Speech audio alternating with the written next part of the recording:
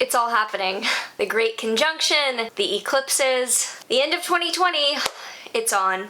If you are excited to dive into what the astrology holds for the final month of 2020 here in December, make sure that you like, subscribe, and hit that notification bell so that you are always up to date with what the stars have in store for you. This video is brought to you by my very own Astrology Academy. This course is a comprehensive deep dive into the foundations of Western astrology. This includes history, philosophy, technical concepts, counseling considerations, and a step-by-step guide to reading a chart. As the year ties up, if you're interested in gifting yourself access to this unprecedented knowledge during unprecedented times, you know where to go. I also have my Manifestation Mysteries of the Moon course and my webinars on the moon and on learning astrology down below, so free and paid content depending on what kind of astrology you're wanting to learn, all available down below. Hi, I'm Maren. I am an astrologer, an author, and a philosophy student. I combine traditional Hellenistic astrological techniques with modern psychological counseling dynamics in order to provide grounded spiritual guidance. So this is a big month, and there's not a ton of transits, but the transits that are important pile up towards the end of the month, and they are worth diving into. So we start out on the 5th with Venus in Scorpio trining Neptune in Pisces, and Venus in Scorpio is in its exile. It is opposite to the sign that it rules in Taurus. And when planets are in their exile, it's kind of like being in a foreign country or in an environment where they are not fully comfortable and they have to be creative to adjust. So Venus trying to find harmony amidst Scorpio volatility is being helped out by a trine to Neptune in Pisces, with trusting that the intensity that we're feeling, that even though the month's good experiences, so to speak, are much more unprecedented and intense than we might ordinarily prefer, there is a spiritual or a trust level behind them that allows us to ease into the turbulence of the month. I'm filming this in October, and I know that the election has already happened. Perhaps we don't have a winner revealed yet, because I do not foresee this to be sorted out anytime very shortly after the election, as my election astrology video kind of explains. But overall, I see this as a trust in the beginning of the month, that there is an ease, there's a trust, there is a there's something to hold out for that might be kind of even inebriating with the beginning energy of the month. On the 9th, the Sun in Sagittarius is squaring Neptune in Pisces. So around the 9th, I do see some confusion. This makes a lot of sense. I think that definitely either in the result or in the lead up to the result of the election, there will be some amount of confusion. There will be turbulence in terms of trusting authority. I think trusting who we know is the authority and trusting who has been the outcome of the authority. Beginning of the month, big time confusion around authority and guidance. On the 13th, we then have Mercury in Sag squaring Neptune in Pisces. Another confusing logic indicator where we don't have the information, we don't have the facts, and we don't have everything laid out before us to make clear logical conclusions. Sun and Mercury tend to be pretty objective planets in terms of, like, the Sun is the objective ego or the authority at hand, and Mercury is communication, intellect. And so when they meet with Neptune, it can bring up a lot of insecurity of the intellect and feeling imposter syndrome or lesser than. And I think that with this happening, it's kind of like collective imposter syndrome of whatever has happened, not trusting it and not knowing if we're even ready for it. On the 14th, there is a total solar eclipse at 23 degrees of Sagittarius. I know that this is closely aligned to Trump's chart. I know that this is closely aligned to the US chart, and I see this total solar eclipse on the 14th.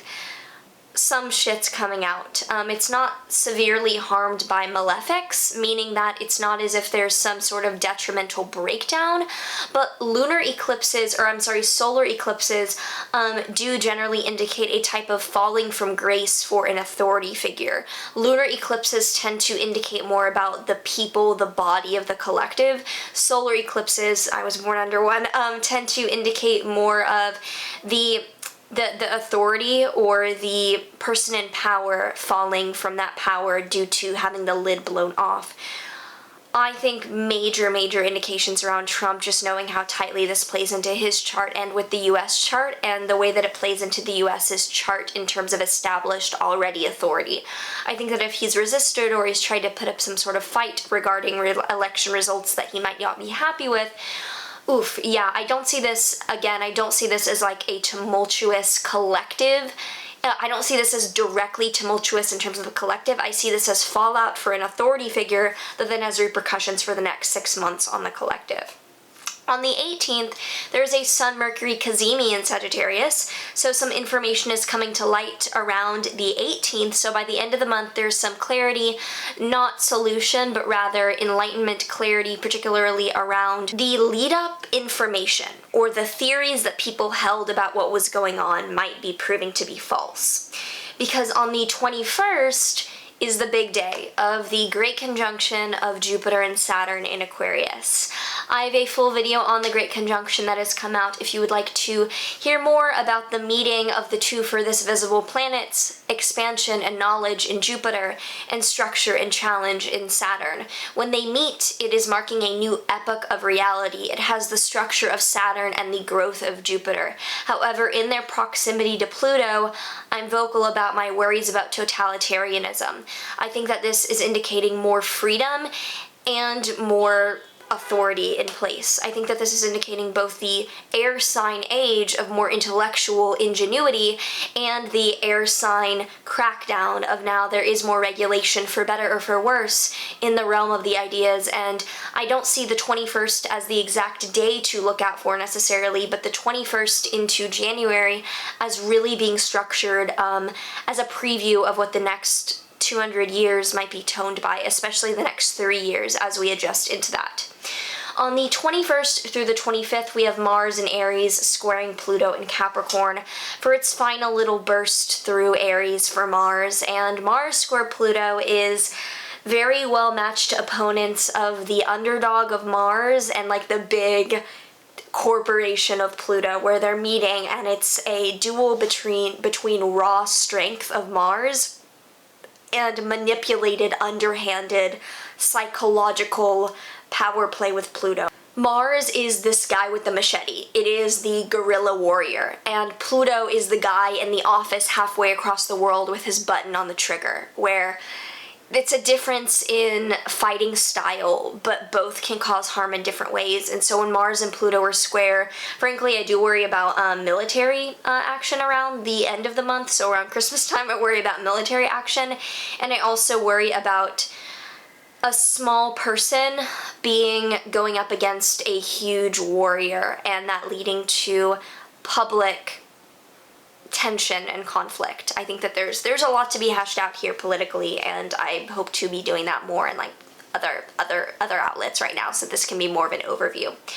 On the 30th, Venus in Sag is squaring Neptune in Pisces. So again, by the end of the month, there's some confusion of value, confusion of where things have ended up, confusion of how things are going regarding the Sagittarian beliefs or Sagittarius season of the descent into the truth. There's some confusion around that, definitely.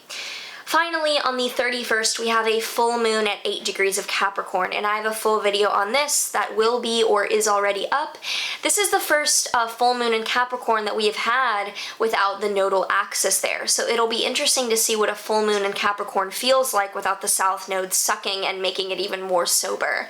In a way, I think that this will be an illumination of what practical steps need to be taken for each of us to secure our safety and our tangible house beneath our feet. I see this as a letting go of the woo, of the ridiculousness, of the spin that is inevitable in the election season leading up to the end of this month, and just the election in general, that this is like, we gotta let go. We have to, with Cancer and Capricorn highlighted, dig into the homeland and dig into structure in order to ground us, and it might be our time to create that structure. This month is, I don't want to say unprecedented again because that's overused, like we fucking get it, it's unprecedented. But it is structural and it is not sorry. It is structural and it is not sorry. And it is embalming 2020 and creating the soil for 2021. Now let me know down below if you have any thoughts, if you know where the Jupiter Saturn conjunction is in your chart or where this is happening. Let me know what you think, what you foresee. Not necessarily some New World Order shit, but some like, I'm buying a house. Let's pull a tarot card here. We have the Chariot. The Chariot is associated with Cancer. It is the sign of what armor you need to feel safe and build your environment. It is that crab shell, that turtle shell. What do you need to do here and now to take care of yourself for the long run?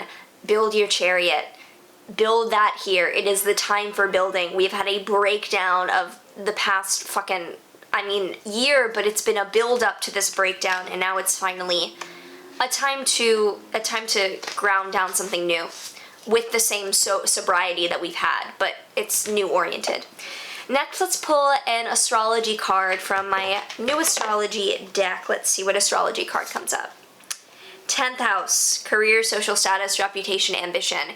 It's funny that we would pull Cancer, which is a more internal indicator, and then the 10th house tends to be more external. So that 10th house, yeah, what is the career and reputation that you want to lead? How can you create a synthesis of your internal world and your external world to where both are aligned and neither is left in the dust? So then in 2021, we're building for cohesion and unity. We're not building for entanglement or separation of parts of ourselves. We're here to last. If you enjoy this and you would like to learn with me, check out my courses down below. I would love to learn with you this year into next and see everything that is happening with the lens of astrology along with you.